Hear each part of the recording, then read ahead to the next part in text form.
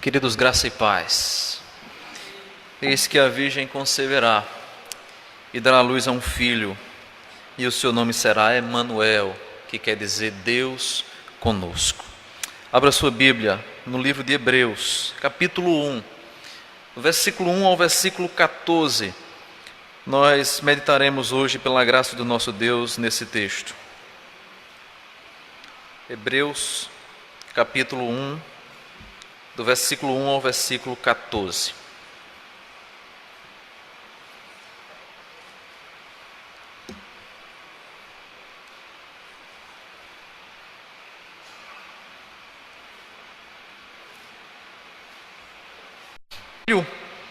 E novamente, ao introduzir o primogênito no mundo, diz: e a todos os anjos de Deus o adorem. Ainda quanto aos anjos diz: aquele que a seus anjos faz os ventos e a seus ministros labareda de fogo. Mas acerca do Filho, o teu trono, ó Deus, é para todo sempre, e cetro de equidade é o cetro do seu reino. Amaste a justiça e odiaste a iniquidade. Por isso Deus, o teu Deus, te ungiu com óleo de alegria, como a nenhum dos teus companheiros.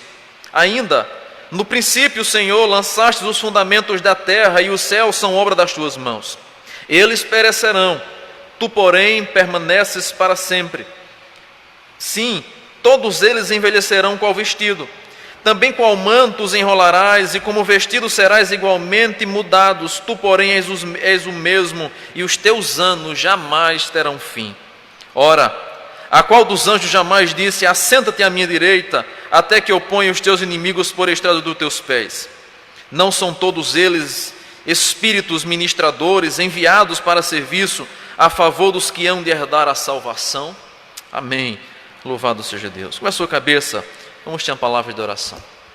Deus bendito, muito obrigado pela tua palavra. Obrigado porque ela fala no nosso coração, ela anima a nossa alma, ela nos corrige, nos repreende, mas nos coloca de volta ao caminho que o Senhor trilhou para nós. Nós rogamos ao Senhor que nessa manhã, Senhor, seja gracioso para conosco e mais uma vez, através do Teu Santo Espírito, falar ao nosso coração, para que nós possamos compreender, para que nós possamos nos deleitar na Tua Palavra e sairmos daqui impactados por ela. Assim oramos em nome de Cristo, rogando graça ao Senhor. Amém e amém.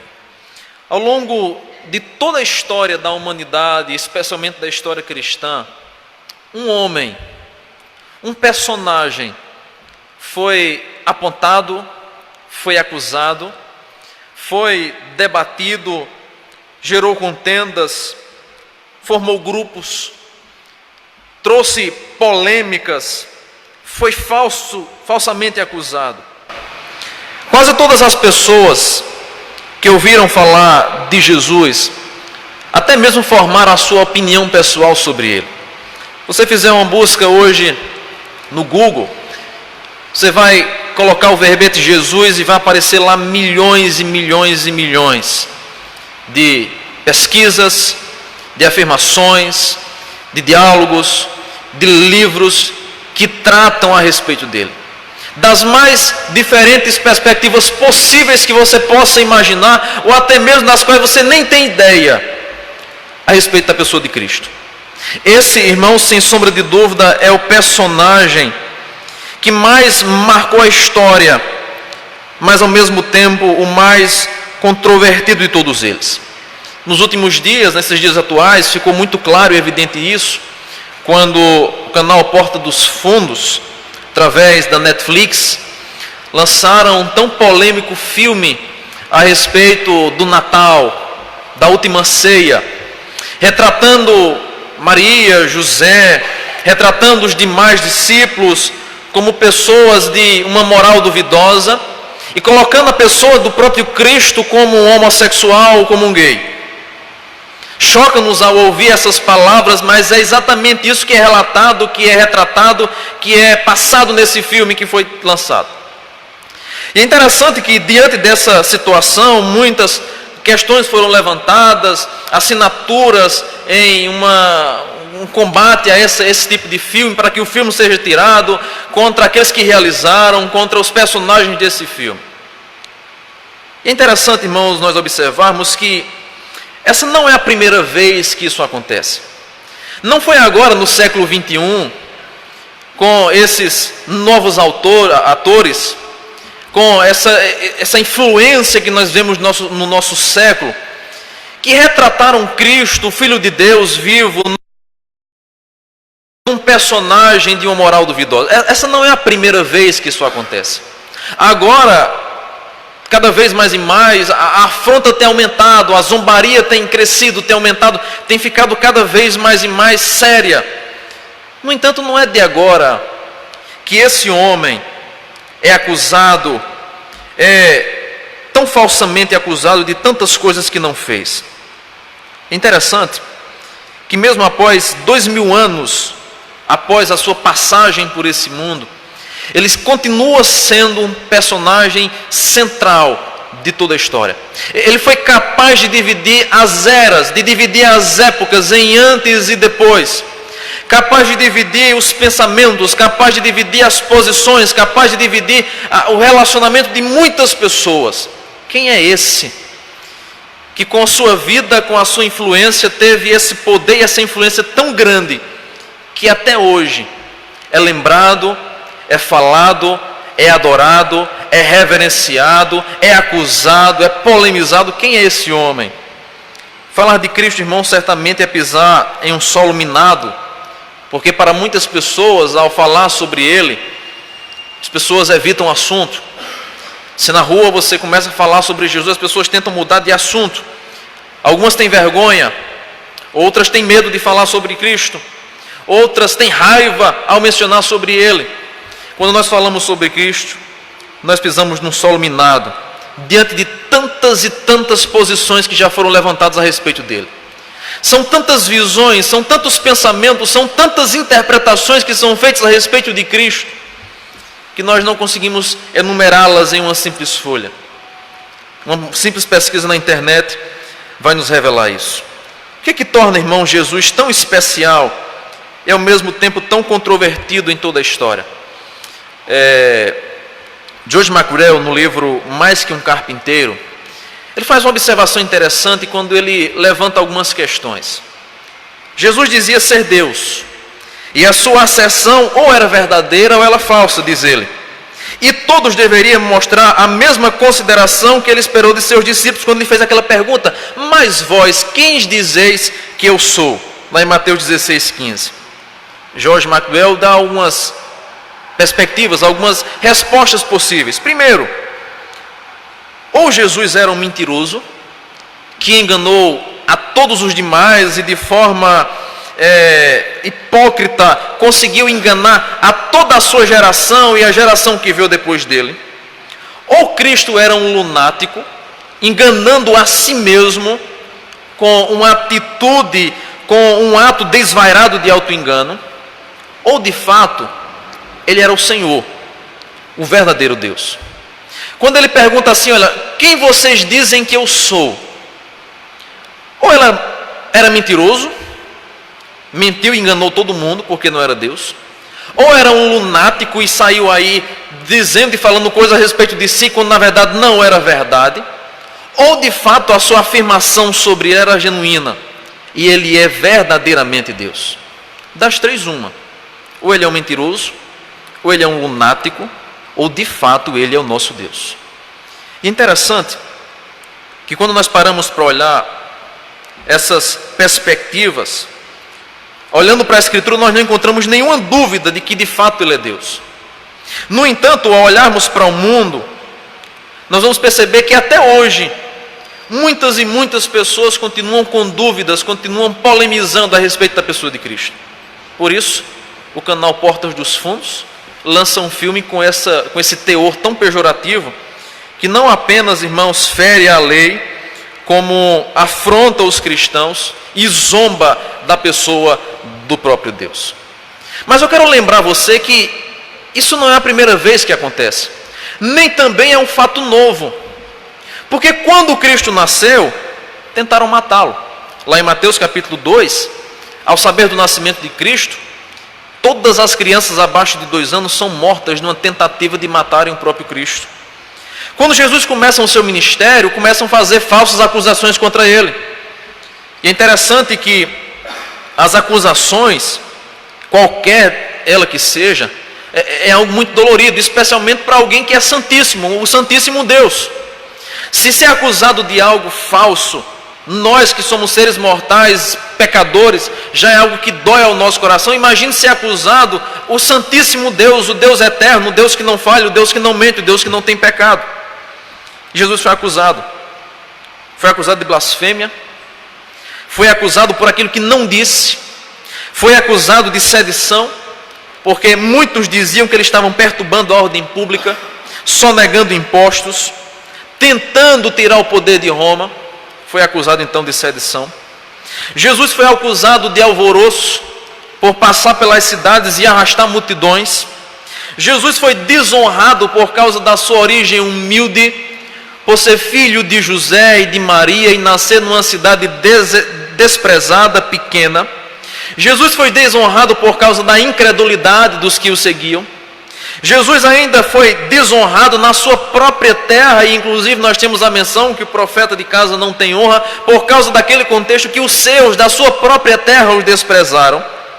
Foi desonrado no meio dos seus parentes, quando tentaram calá-lo e chamaram de louco, em Marcos capítulo 6 e Marcos capítulo 3.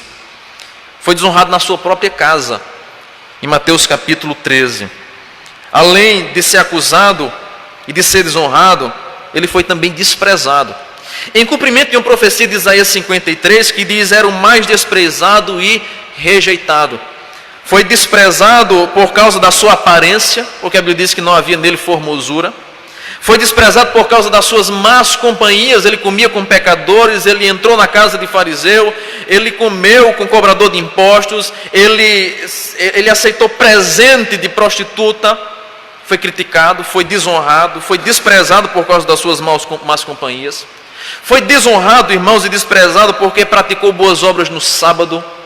Até mesmo aquilo que ele fazia para o povo, até mesmo aquilo que ele fazia para as pessoas, era motivo de desonra, de zombaria, de desprezo, porque era no sábado. Mas não bastasse isso, esse homem também foi negado por Pedro, foi odiado pelos fariseus, foi traído por Judas, foi rejeitado pela sua época, pelo povo da sua época, os seus religiosos, a sua geração. Não bastasse tudo isso, foi tentado por Satanás, foi traído por aquele que comeu o pão na mesa com ele, foi envergonhado, quando na cruz o fizeram todo tipo de desprezo, mas Jesus também foi zombado. E quando nós olhamos então para um filme que agora retrata uma imagem de um Cristo homossexual sendo zombado, sendo envergonhado, sendo retratado como alguém afeminado, nós vamos perceber que isso aconteceu há 2000 anos atrás, quando zombaram do seu ofício de sacerdote e de profeta, quando os escribas e sacerdotes zombaram e escarneceram deles em Marcos 15, quando os ladrões zombaram dele lá em Marcos capítulo 15, versículo 32, especialmente um deles, foi zombado acerca da sua realeza, porque questionaram se de fato ele era rei. Foi zombado ao vestirem nele um manto real, tentando fazer com ele um trapo de imundícia, tentando fazer dele uma vergonha, passar uma vergonha nacional.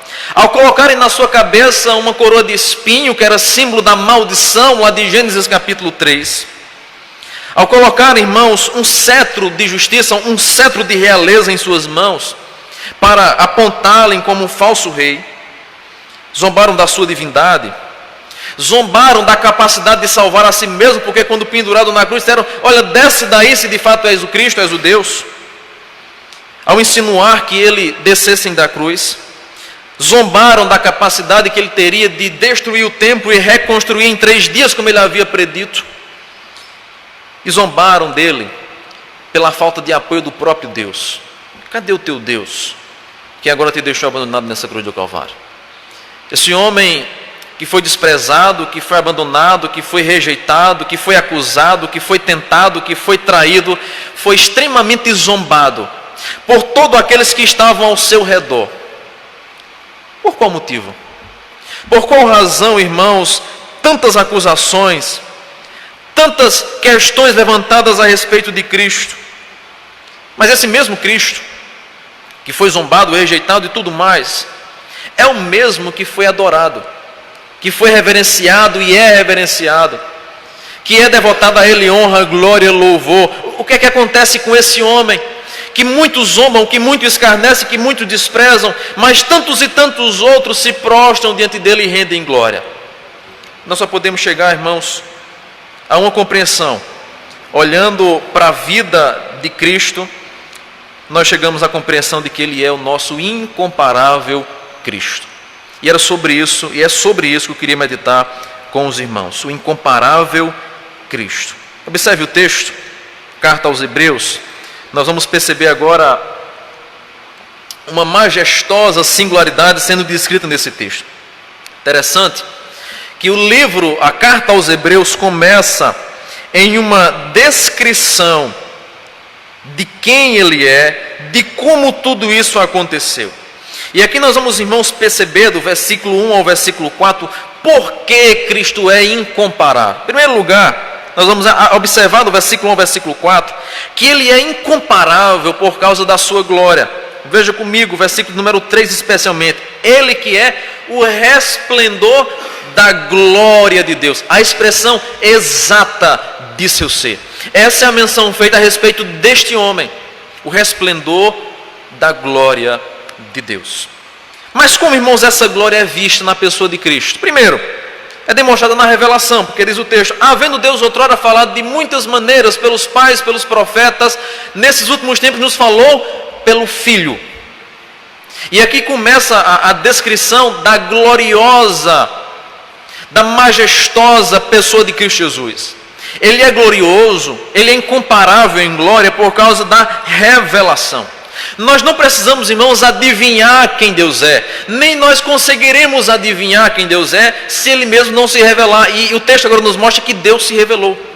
Se Deus não tivesse se revelado, nós não o conheceríamos. Nós só sabemos quem Ele é, nós só sabemos o seu nome, nós só sabemos o que Ele fez, nós só sabemos a sua obra na criação, na redenção e como será na consumação de todos os séculos por causa da sua revelação. Porque Ele se revelou, nós o conhecemos, mas caso contrário, nós não conheceríamos.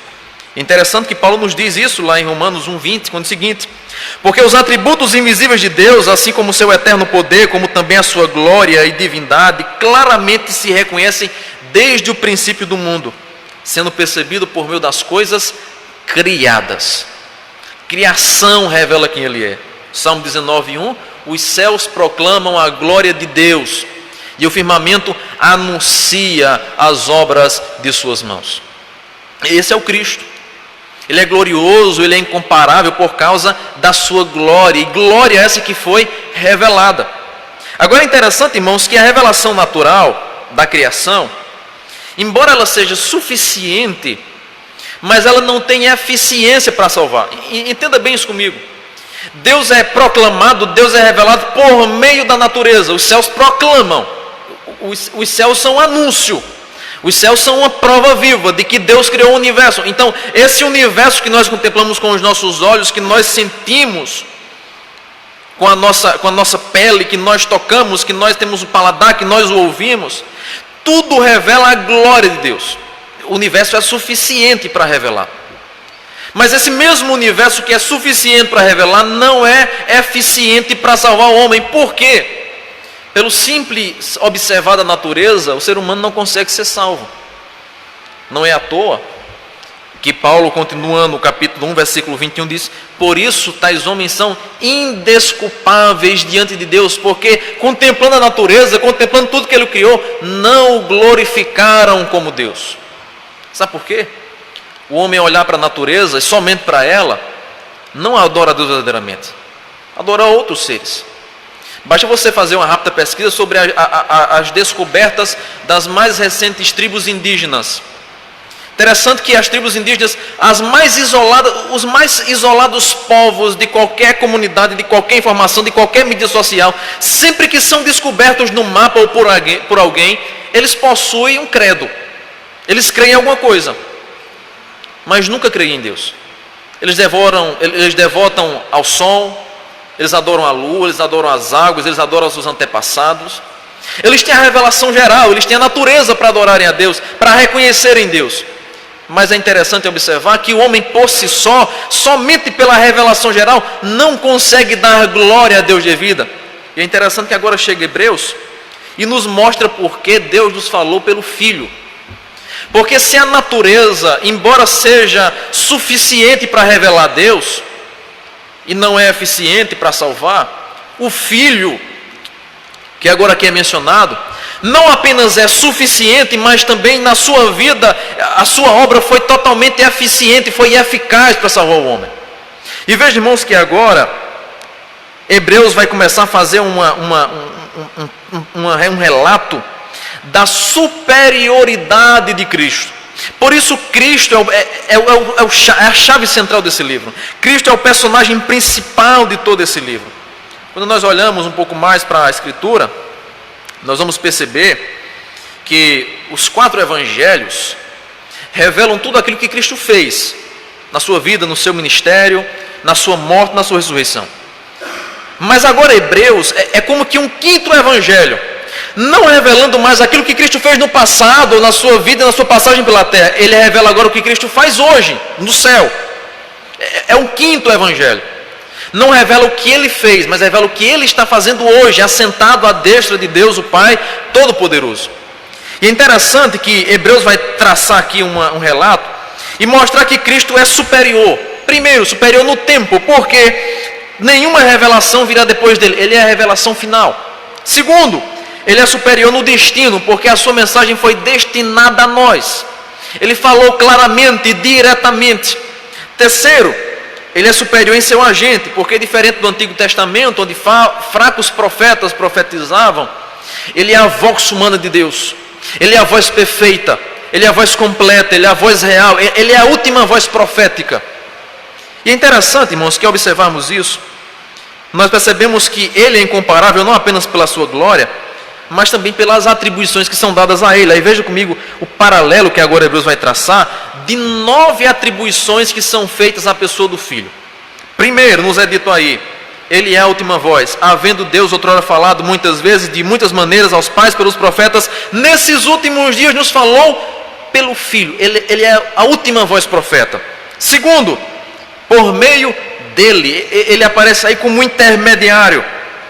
Terceiro, veja comigo, ele fala sobre o herdeiro, quando diz o texto que ele constituiu herdeiro de todas as coisas. Quarto, ele é o agente da criação, porque o texto nos diz, pelo qual também fez o universo. Ele é o verbo que estava com Deus, mas ele também é Deus. Nada do que foi feito, como diz João, teria sido feito se não fosse por intermédio dele. Ele não apenas é intermediário, como ele é o agente da criação, ele estava presente na criação. Quinto, ele é a imagem gloriosa do Pai, porque diz o texto que ele é o resplendor da glória. Sexto, nos diz aí, ele é o sustentador, toda a provisão vem dele. Sétimo, ele é o que redime, porque o texto agora vai nos dizer que após ter feito a purificação dos pecados, ele é o sumo sacerdote. Todos os demais sacerdotes foram importantes na história, foram necessários na história, mas Cristo está acima de todos eles. Sabe por quê? Porque ele é o sacerdote suficiente, que quando chega agora no versículo 3, diz que após ter feito a purificação dos pecados, assentou-se à direita de Deus. O que é que significa? O sacerdote no Antigo Testamento não se sentava, havia uma troca de turnos. Eram muitos sacrifícios, então o sacerdote saía, entrava outro, e o turno era diurno, dia após dia, manhã após manhã, noite após noite, entrando um e voltando o outro, e era feito um revezamento, porque o trabalho não parava. Mas quando fala sobre Cristo, o sumo sacerdote diz que ele assentou-se. O que é que significa? O trabalho foi concluído, não é preciso mais sacrifício. Ele não apenas é a oferta perfeita, como ele é o sacrifício completo. E é o sacerdote, por isso que ele é chamado de o sumo sacerdote. Ele agora se senta porque não tem mais o que fazer. Tudo o que tinha de fazer ele já fez. Ele agora se senta. E aonde se senta? Vem agora a 9ª característica dele. À direita da majestade de Deus. Ele é o exaltado. Então veja que Hebreus faz um paralelo do versículo 1 ao versículo 4 de 9 atribuições gloriosas a respeito de Cristo, mostrando, irmãos, para nós que de fato Ele é incomparável por causa da sua glória, por causa da sua revelação. Mas além de tudo isso, Cristo é incomparável por causa do seu sublime nome. Veja comigo o versículo 4. Tendo se tornado tão superior aos anjos, quanto hernou o mais excelente nome do que eles. Eu recordo a você e lembro da profecia de Isaías que diz: e o seu nome será maravilhoso, conselheiro, Deus forte, Pai da eternidade, príncipe da paz. O seu nome é o mais excelente, o seu nome é o mais superior, o seu nome é o que sobrepuja absolutamente todos. Mas o nosso Cristo, irmãos, não é apenas incomparável por causa da sua glória, Ele é incomparável também por causa da adoração que é devida a Ele. Veja comigo o versículo 5 em diante. Pois qual dos anjos disse: tu és meu filho, hoje eu te gerei? Veja comigo o versículo 6. E novamente, ao introduzir o primogênito no mundo, diz: e a todos os anjos de Deus o adorem. Ele não apenas é grande nas suas atribuições, no seu nome, mas também na sua adoração. E agora Hebreus traz um paralelo entre os anjos e entre o Filho. E a menção que é feita, o Filho é superior aos anjos, porque na mente judaica os anjos era algo muito mencionado, era algo constante. Os judeus tinham muito na sua mente a questão dos anjos. Mas agora, quando Hebreus vai fazer um relato de Cristo, ele vai colocando Cristo como superior a tudo. Ele é superior ao sacerdote, ele é superior a Melquisedeque, ele é superior a Arão, ele é superior a Moisés, ele é superior a Melquisedeque, ele é superior a absolutamente todos, e é superior também aos anjos. Porque no Antigo Testamento, até quando ele aparece em algum momento, em algumas revelações, ele não aparece como um anjo de Deus enviado, mas ele aparece como o anjo do Senhor. Sempre que Cristo é revelado em alguns momentos específicos do Antigo Testamento, ele não aparece como um anjo qualquer, porque ele não faz parte da classe angelical, mas ele aparece como o anjo, aquele que está acima. E agora nos diz o texto que ele herdou o mais excelente nome do que todos eles. Ele é incomparável, irmãos, por causa da adoração que é dada a ele. Quer uma prova disso? Antes mesmo dele ser gerado, o próprio anjo o adorou. Lá em Lucas capítulo 1, versículo 22, no anúncio do nascimento, da concepção de Maria, foi anunciado que o nome dele seria maravilhoso. O anjo, antes mesmo do seu nascimento, já adora a ele. Na gestação, enquanto Maria estava grávida, ele foi adorado no ventre por Isabel. Bendito é o fruto do teu ventre, Maria. Antes do seu nascimento foi adorado, durante a gestação de Maria foi adorado por Isabel, mas quando ele nasce, Lucas capítulo 2, Simeão toma o menino nos braços e diz: agora, Senhor, pode me despedir em paz do teu servo. Simeão adora. Mais à frente um pouco nós encontramos o relato de Ana, a profetisa. Sabe o que Ana faz? Ana dava graças a Deus porque contemplou o menino. Ele é adorado antes do seu nascimento, durante a sua concepção, no seu nascimento e após o seu nascimento. Sabe por quê? A estrela adorou. Os magos, ao irem até ele, se prostraram perante ele. A Bíblia nos relata ainda que os milhares, a milícia celestial também adoravam a ele. É aquele que é adorado antes da criação, antes do seu nascimento, durante a sua concepção, durante o seu nascimento e também depois dele. Sabe por quê? Lá em Apocalipse capítulo 5, versículo 11, nos diz que milhões e milhões de anjos estavam no altar e adoravam ao Cordeiro. Ele é adorado antes, é adorado durante, é adorado depois. Ele mesmo narrado como o alfa e o ômega. Ele estava no início e estava no fim. Por isso que agora Hebreus diz: olha, havendo Deus falado de muitas formas no passado, nesses últimos dias nos falou pelo Filho. O Filho que estava no começo agora está no fim. Ele é o alfa, está no início, e é o ômega, é o fim de todas as coisas. É adorado antes, durante e adorado depois, por toda a eternidade. Ele é incomparável por causa da sua adoração. Todos adoram a esse homem. Não há quem se prostre diante dele. E até mesmo aqueles que hoje zombam dele e um dia vão se prostrar, porque diz Apocalipse: todo joelho há de se dobrar e toda língua há de confessar que Jesus Cristo é o Senhor, para a glória de Deus o Pai. Não há um ser vivente sequer na terra que termine a sua vida sem que prostre glórias a Deus. Todos vão adorá-lo, porque ele é incomparável acima de todos que nós possamos imaginar. É interessante que agora Hebreus vai citar, do versículo 5 ao versículo 13, 7 textos do Antigo Testamento. Quando você encontra aí o texto com uma margem recuada, é citação do Antigo Testamento. Ele faz 7 citações. Eu não vou entrar na numerologia, que no mundo judaico significa 7 da perfeição. Não vou entrar nesse aspecto, mas aqui um aspecto para nós trabalharmos futuramente. Como ele é mencionado, a forma perfeita como ele é mencionado no Antigo Testamento. E ao olhar para o Antigo Testamento, irmãos, a lei, vamos trabalhar as divisões dos livros. A Bíblia é dividida em blocos. Quando olhamos para a lei, o que é que a lei faz? A lei fornece o alicerce para Cristo.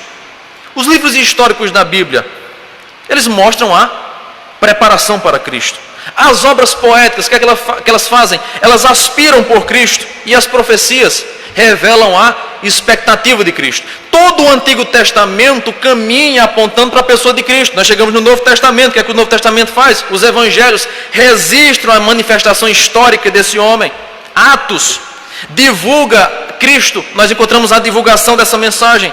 Quando entramos nas epístolas gerais e particulares, o que é que nós temos? A interpretação de sua obra. E quando nós chegamos em Apocalipse, finalmente, o que é que nós encontramos? A consumação de todas as coisas em Cristo. Do começo ao fim da Escritura, em todos os blocos literários da Bíblia Sagrada, sejam livros da lei, sejam livros históricos, sejam livros poéticos ou proféticos, absolutamente todos eles apontam para Cristo. Do princípio ao fim, ele é adorado, ele é mencionado, ele é o começo e ele é o fim. E agora é mencionado que ele é superior aos anjos. Por que ele é superior aos anjos? Porque veja assim, a quem dos anjos foi disse assim: tu és meu filho, hoje eu te gerei? Nenhum do anjo. Nenhum anjo é chamado de filho, mas ele é chamado de filho. Por quê? Primeiro, irmãos, os anjos são criaturas. Cristo é o Criador. Segundo, os anjos são adoradores, mas Cristo é o adorado pelos anjos. Terceiro, os anjos são servos. Cristo é um rei que é servido por eles. Quarto, os anjos, por mais que sejam emissários, sejam mensageiros, mas Cristo é a mensagem anunciada. E é interessante que o versículo 14 fala isso. Não são eles espíritos ministradores enviados a serviço dos que hão de herdar a salvação? Enquanto que eles anunciam a mensagem, Cristo é a própria mensagem. Por isso ele está acima de todos os anjos. Porque quando nós chegamos em Lucas 2,13, uma multidão da milícia o adora. E quando chegamos em Apocalipse 5, milhares e milhões de anjos também o adoram. Ele é incomparável por causa da sua glória e os atributos que são dados a ele, por causa da adoração que é dada a ele ao longo de toda a história. Mas terceiro e último, irmãos, por causa da sua eternidade. Veja comigo o versículo 8 em diante, diz assim um texto: mas acerca do Filho, o que é que diz o Antigo Testamento acerca do Filho? O teu trono, ó Deus, é para todo o sempre. Um terceiro aspecto agora é ressaltado, é a eternidade. Lembra de Isaías? Seu nome será maravilhoso, ele será chamado Pai da eternidade. Um dia eu ouvi uma frase de um pregador e nunca me esqueci, quando ele dizia o seguinte: olha, ainda que porventura, numa conjectura hipotética que um dia a eternidade viesse a acabar, ainda assim Deus continuaria existindo, porque Ele não apenas está na eternidade, como Ele é o Pai da eternidade, Ele está acima dela, Ele é acima do tempo. E outra característica que é dada é que Ele é atemporal. Veja comigo, irmãos, o versículo número 12.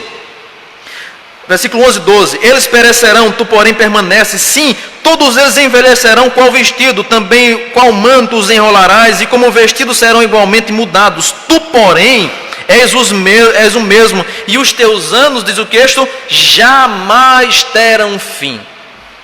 Ele não simplesmente é eterno na perspectiva nossa, que fomos criados e agora viveremos eternamente com o Senhor em espírito e depois em carne quando Ele voltar e unir corpo e carne juntamente com si. Ele não passa a existir, Ele é eterno. Ele não tem um começo e também não terá um fim. É nessa perspectiva de eternidade que a Bíblia trabalha sobre Deus. É um eterno diferente do eterno humano. Ele não tem começo.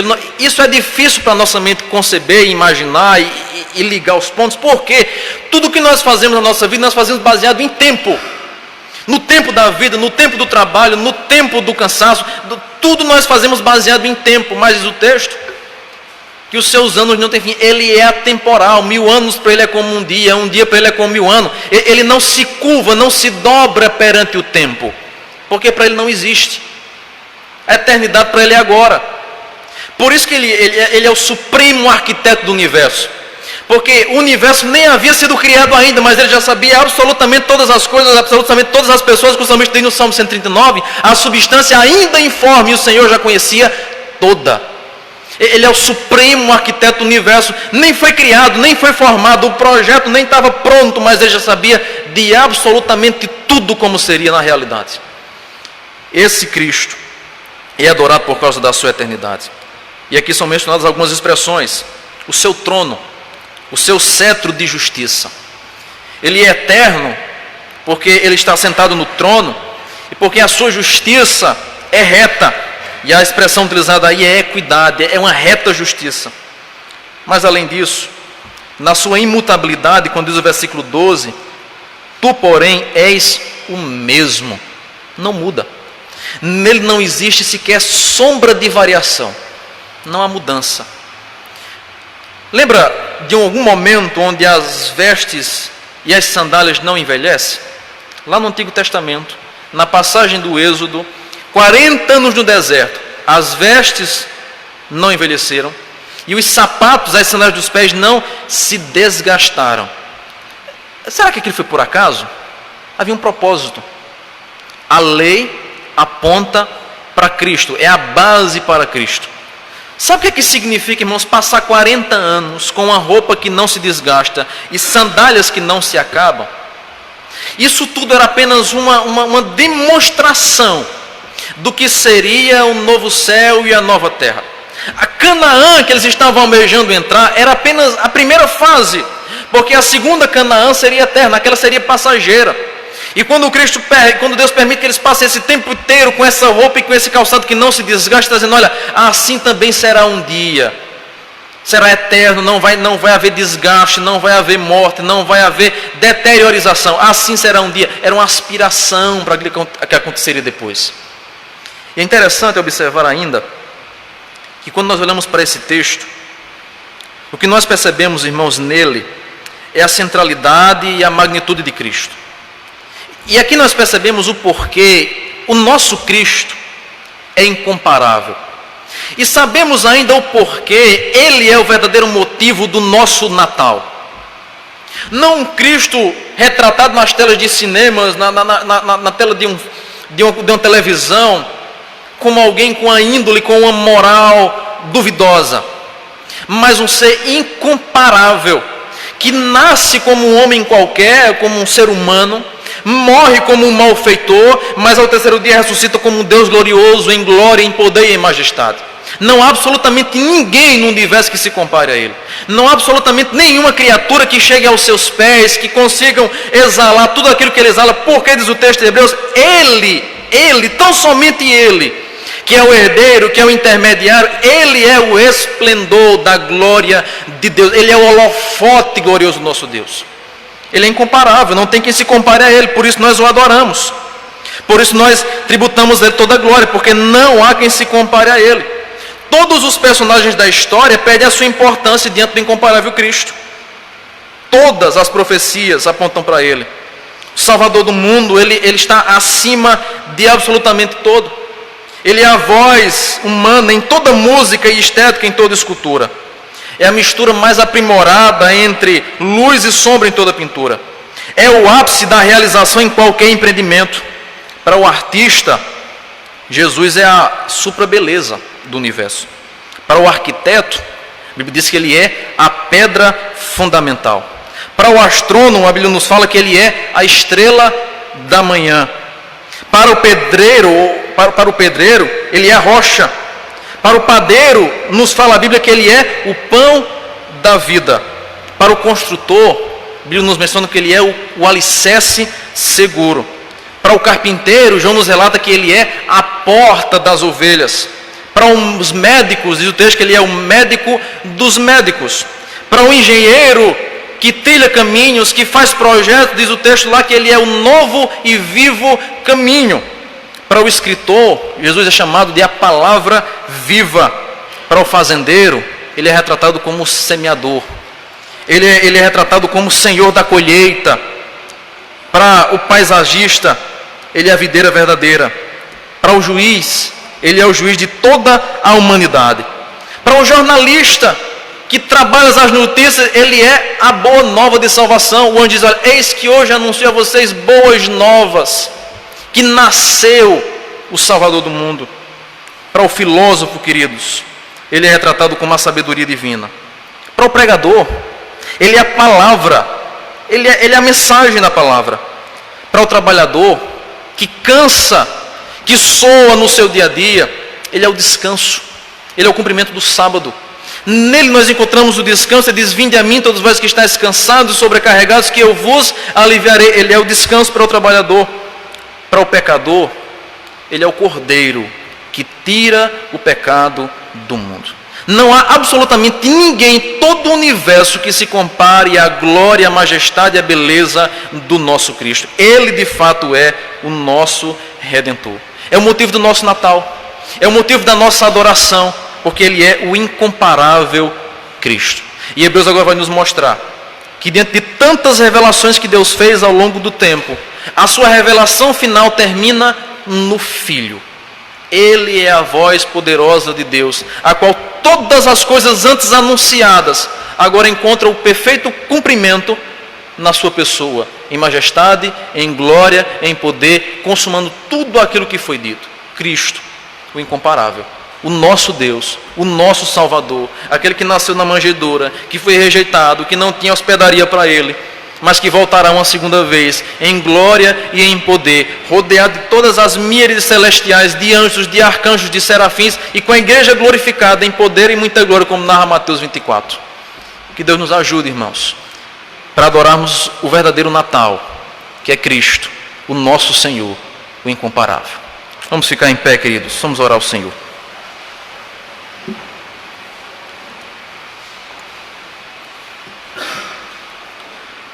Ó Deus bendito, muito obrigado pela Tua santa palavra, pela gloriosa demonstração que a Tua palavra, em apenas um pequeno texto, faz da Tua glória, do Teu poder, da Tua majestade. Tantas e tantas atribuições que são dadas a Ti, que nós nem podemos contá-las nem narrá-las. Os dias, as horas seriam insuficientes para narrar a Tua glória e o Teu poder, a qual estás assentado acima, à direita da majestade do trono de Deus. Nós Te louvamos, nós Te adoramos, porque Tu és a nossa canção, Tu és a razão da nossa adoração, Tu és o nosso Salvador, o nosso Rei incomparável. Toda honra, toda glória seja tributada a Ti, e que a nossa vida expresse e redunde na glória ao incomparável Cristo, o nosso Senhor e Salvador, aquele que reina pelos séculos dos séculos. Amém e amém. Que Deus nos abençoe, queridos.